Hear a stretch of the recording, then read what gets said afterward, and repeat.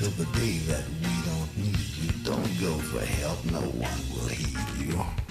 Your mind is totally controlled. It has been stuffed into my mold, and you will do as you are told until the rights to you are sold.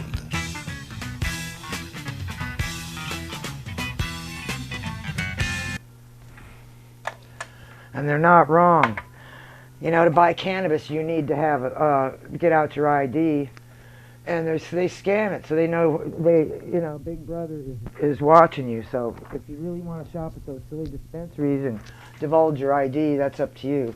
And that's just your choice, and give money to the police while you're at it. So choices. And so. Hi, my name's Denise Dorey. Welcome to the Liberal Buzz Show.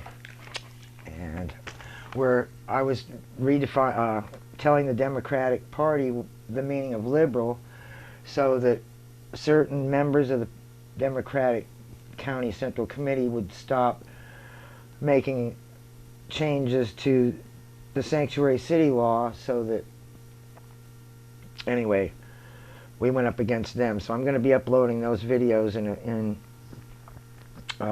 the next couple days, so they'll be there. All the public comment and everything everybody had to say about immigrants to the Democratic County Central Committee is on video for your view, and the public needs to know what people are saying. So there's that. Now, see, white supremacy took over California cannabis, so taxes go up to fund the police state. And this must be Shona Gochenaur. No, it's not, you wrinkly old bitch! Okay, somebody's trolling us, okay. Cheers. So white supremacy took over cannabis, and the taxes go to fund the police state. And cannabis business they're describing absolute chaos after this fake legalization.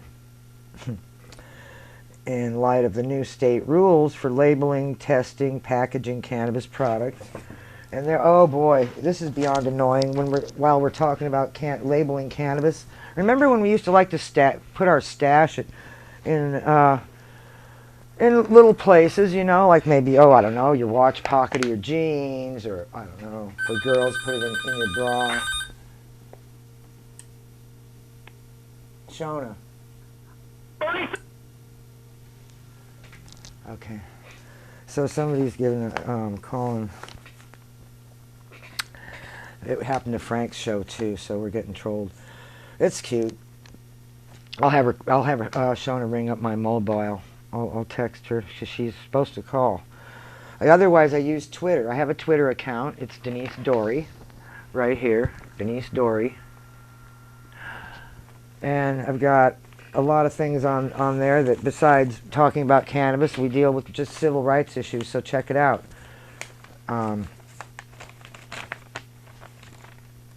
Now, it's absolute chaos. The businesses are describing the cannabis community as being absolute chaos. I've walked by a few dispensaries, and nobody is attending those dispensaries. So anyway, here, I'll cover it with my coat. There. Now, let's see, we've got state rules for labeling, testing, packaging in light of new state rules for labeling products, which went into effect July 1st. If you remember, a lot of dispensaries were selling all their stuff like really cheap. I was buying grams of wax for like $5. Grams of good, nice stuff. I'm still smoking it. So it's absolute chaos, like we're saying. I'm not going back after that, because the legal stuff is all different. You can't even look at it. You can't smell it. The changes are really costly for the cannabis businesses. I mean, just to have the product tested is $100 grand just for the rest of the year to have their products tested. And then this, well,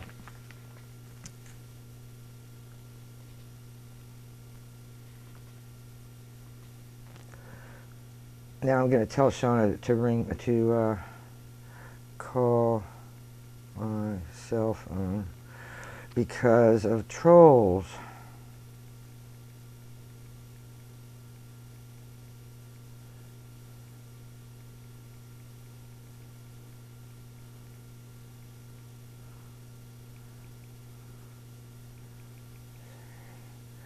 Okay, so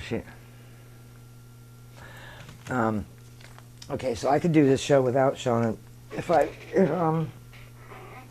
as I'm prepared for it. I know probably what she's going to say. We've got an event coming up. It's called, she's having trouble with her phone trying to call in. Okay, try. Oh, yeah, there. Okay, try it again.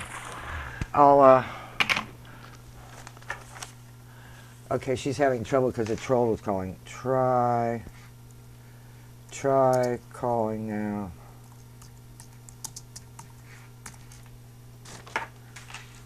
Had a cute little troll.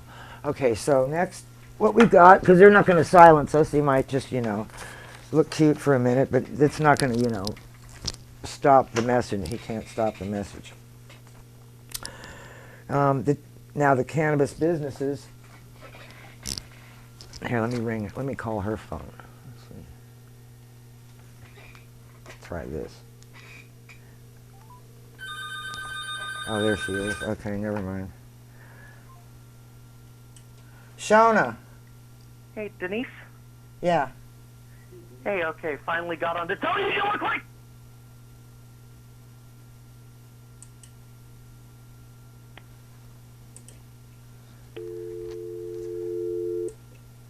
Okay, so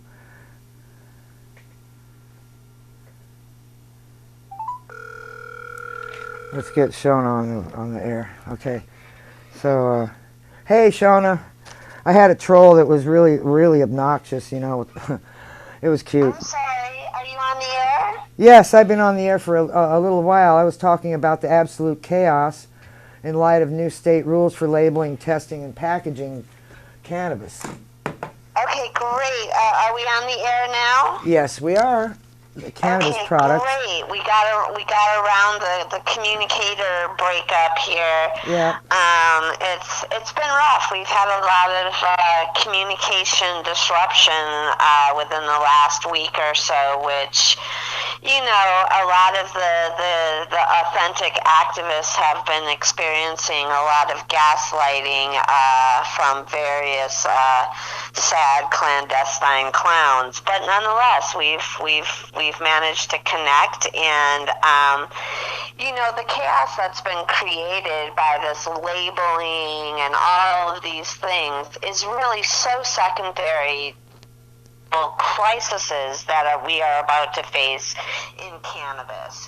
We don't have compassion yet, and we have thousands of patients who have safe access barriers, whether it's because their compassion program has been shut down or because they live in one of the desert areas for access. Because remember, due to Prop 64, almost 80% of California is a dry town, like we used to have when alcohol prohibition happened.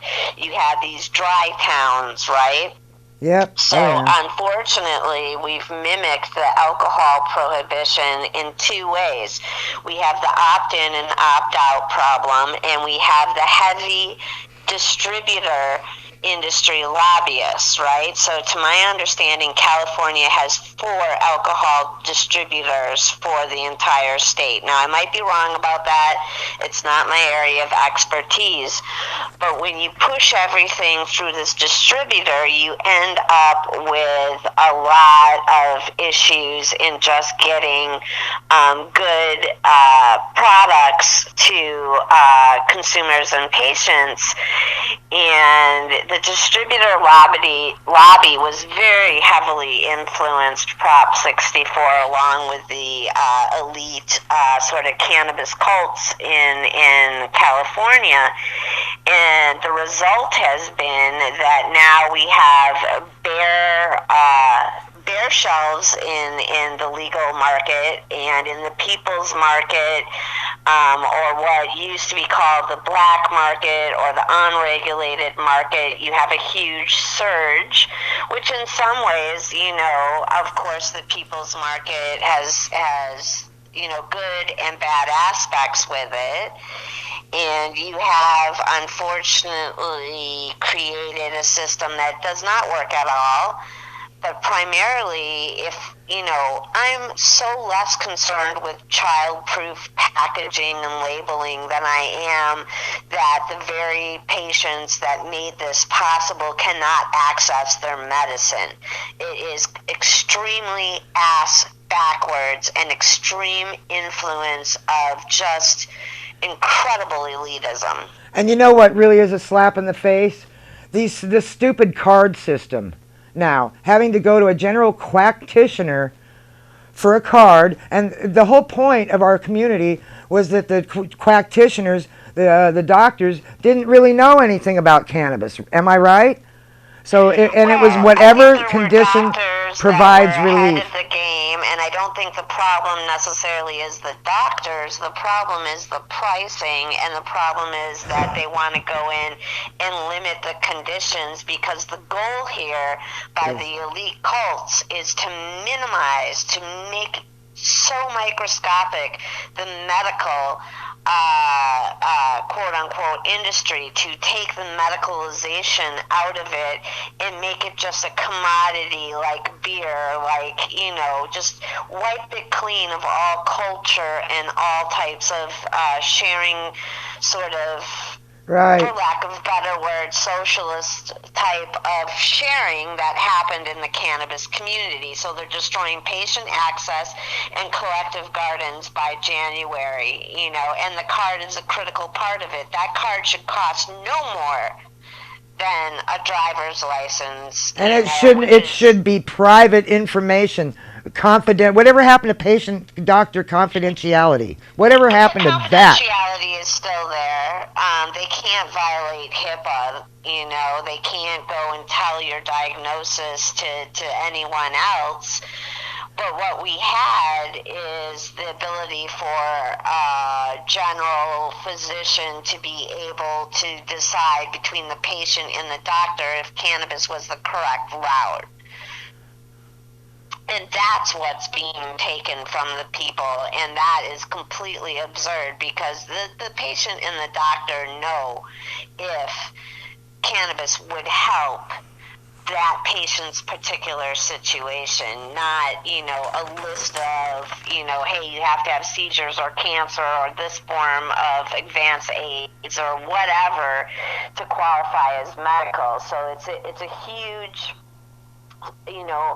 making obsolete the medical by the distributors, by the state. It's a deep state thing in many ways, because the state now wants to go over and grab what they think that they've lost in funding from cannabis. And the funny thing is, they've made the maze so complex that so very few people are going to enter it that the state will end up losing money. And with the combination of the fires and the poor economic planning of the elites, they're looking at a cave-in of the California economy, which is one of the 8th largest economies in the world. So what they've done is so incredibly impactful and shameful and unthinking, and only linked to their goddamn greed. You're not wrong. Now, let's talk about the Bureau of Cannabis Control for a second. A state agency that was created by Prop 64. Yep. And, the people that are seated on it, we don't have, there's very few actual members of the patient or the growers community on this oversight board that we will be encountering Tuesday morning. And they have a 45-day window of public comment. And during this time, Axis of Love is going to be incredibly active to point out the ass backwards rollout of just the rollout went incredibly wrong. Nobody's going to deny that. And the fact that they have not, addressed the actual community. This is mostly organized by one clandestine group in Oakland, and you will notice that we've had the Bureau of Cannabis come to San Francisco about 0 times. They came here once when they were first starting, and they had like this little meeting, but when you look at where they've gone in San Francisco, they've only gone to industry-sponsored events where Lori Ajax rakes in, some money for going and speaking to an echo chamber of wealthy people. We haven't seen the on-the-ground open doors. Here we are in San Francisco where this all started, and I think there's a good reason for that, and that's because they know we can much more easily organize to expose the elitism and the devastating effects of their short-term thinking in San Francisco. It's going to be difficult for us to get all the activists that are awake in San Francisco over to Oakland, They left us out of the process. They know that most of us are poor. Yeah, well, they priced us out, too. It's terrible. They priced us out, too. How much is it? Yes, exactly. It's another aspect of the pricing out of the original cannabis activism from San Francisco that created this all. So now, it's going to be the topics they're going to cover. Are they going to cover compassion? I mean, there was a vote taken about compassion online, a vote, and like 97% of people favor compassionate care, which is free cannabis for those who haven't heard. Right. I don't know necessarily if compassion is an item on the agenda, but there's a public comment period in Oakland where we will be addressing compassion. Now, prior, Weed for Warriors and some other people did go in front of this board and talk about compassion. And of course, publicly, they're not going to say that they don't support it, but the truth of the matter is that the feasibility plan was pushed forward to 2020. So they're not even going to look at the feasibility, and then we have SB 829, which I'm guessing is going to be on the floor sooner than later, probably next week at some time in the state houses, and it went through the committees with a lot of support. Let's see if it actually, gets the votes needed to pass, which will only enable a lifting of the taxes from licensee to licensee and give a category of compassion license and permits to be able to apply for. But remember, then that has to go through a whole vetting period, and when will those be ready? Meantime, there'll probably be a year to 2 years where compassion programs are dying off because they don't have that licensure, they don't have the way to really exist. And so I think the hope is by the time they get it ready, nobody will be left to apply for it except for the corporate, cherry-picked programs that will be expensive dispensary owners. So all right. So concept of community or communal sharing, they want to stomp out as soon as possible. So they've given us a trickle down. By delaying. It's trickle down from the VIP trickle down, right? That's what they. Yeah, you're not wrong. Yeah, jeez. And then we have 2 items that were entered locally at Tuesday's board meeting. We have one which is from Asha Safai's office, which is he came in through the House of Labor, right? And what they're doing, instead of doing which is something that they showed interest in earlier. Instead of doing compassion, they're going to be doing a labor, so that 35% of the hiring, the permitted, has to go through a state authorized labor apprentice thing. So it's the union and the state again in a labor peace agreement, which I would love if that actually supported labor and actually went into supporting worker-owned cannabis stores. But instead, kind of what it does, the labor peace agreement, is it's an offer you can't refuse, and it ties into, you know, what unions have become instead of what they could have been. Yeah. And Access Love will probably support it because, you know, we want people, working class people, to actually get those cannabis jobs instead of just friends of rich people, right?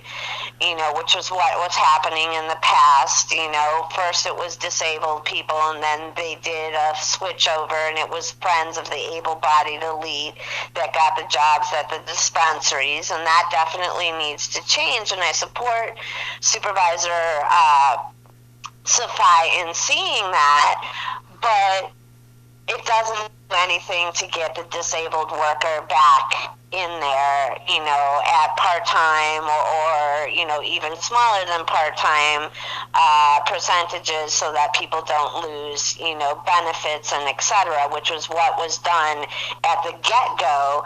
You know, so there's a lot of missing pieces in what Supervisor Safai is doing.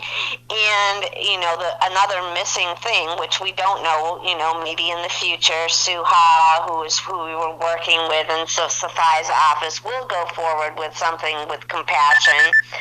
But, you know, it's kind of wishy-washy to me right now. Something we'll probably support, but not in a big hoo-ha. And then Supervisor Fewer entered an oversight body. And what's interesting is that now they're going on a legislative path instead of taking it to the voters and keeping the Office of Cannabis. So what I assume is that the Office of Cannabis threw a fit, and we're like, oh my God, you're going to undermine us, and blah, blah, blah, blah, blah. And the Office of Cannabis has, you know, definite ties to certain elites, you know, hands down. Oh yeah, that I sat through their meeting. It's 2 hours of my life I'll never get back, but that's another story. Right, and I mean, they promoted, you know, just horrible task force that we currently have of elites. They come from the elites. You know, it's meet the new boss, same as the old boss. So they're going to keep that category and then have some oversight body. But what I didn't see is any seats for actual patient advocates. And while Sandra Fewer may have come up to you, Denise, at the milk dinner and been like, what do you need? They're not listening. They know very well what is necessary for oversight bodies. We've created 2 oversight bodies that Drug Policy Alliance destroyed by clandestine means. And if it's going to be more of the same, we have to get really loud. Now, dates aren't set as to when what was just entered goes to committee, but we'll be there loud, proud, and strong, saying, you know, every actual authentic patient advocacy organization needs a seat on that oversight committee. Enough of this crap that's gone down in City Hall with, you know, just pandering to white money and then screaming about how, you know, they want equity and all of this stuff. Oh, I know, and they rail on about, oh, the white supremacy, and, you know, and they're mad about, you know, I mean, even like the immigrant community, they get it, but, you know, they're not in power, you know, and so the people will throw a few crumbs to the immigrants just so they don't, you know what I'm saying, and other communities like the LGBT community, you know, and they'll take our community and just use us as cash cows, you know, and totally trample on our rights. And they'll talk about civil rights, but we're not getting them. We're not getting civil rights, people. No, and it's all about, the silencing of the activists that would question the Democratic Party at all. And let's be clear, I'm as far left as it can be. I am not a right-wing conspiracy theorist. I've never voted for a Republican in my life and never will. And I probably will support Newsom against Cox as a person, as an individual. But anybody that challenges sort of the elite structure of San Francisco Democratic Party is really going to have problems in the permitting process, and they're really not listening to the poor patient. They're really only listening to the network of, Eric Pearson and Brendan Hallahan and et cetera, the old guard ties to 30 years ago, to 40 years ago, why we still call it Jonestown. Okay, I gotta go, Shona. Bye-bye. I gotta go. Show's over.